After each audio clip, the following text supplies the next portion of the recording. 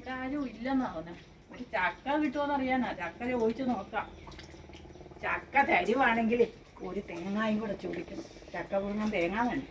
ഇവർക്ക് ഇവിടെ തേങ്ങയൊക്കെ ഉണ്ടല്ലോ.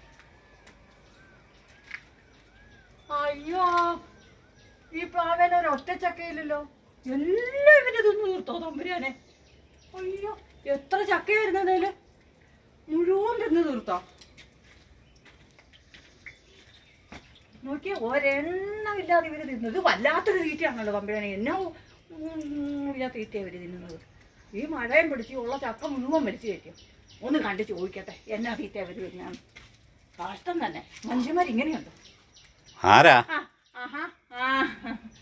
ഞാനേ വെറുതെ ഇതിലേക്ക് പോയപ്പോ ഒന്ന് പ്ലാവേ നോക്കിയതാണ്. ചക്കയെല്ലാം തീർന്നല്ലോ. ചക്ക തീർന്നു.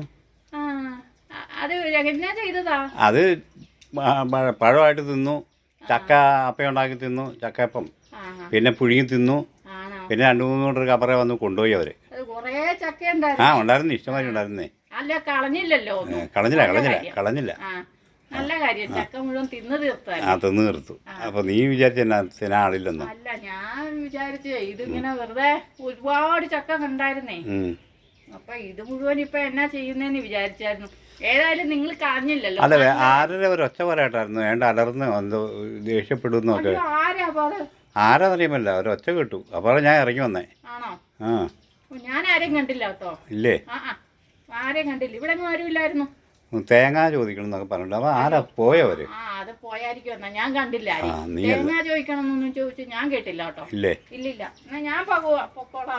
അങ്ങനെ പോലെ എന്നാലും ഒന്നും പറയാനില്ല. വിശേഷം പറയാനാ ചേട്ടാ? ഒന്നുമില്ല. ഒന്നുമില്ലേ? നല്ല വിശേഷം. നല്ല വിശേഷം. വേറെ കുഴപ്പമൊന്നുമില്ല. കിട്ടാത്ത മുന്തിരി പുളിക്കും.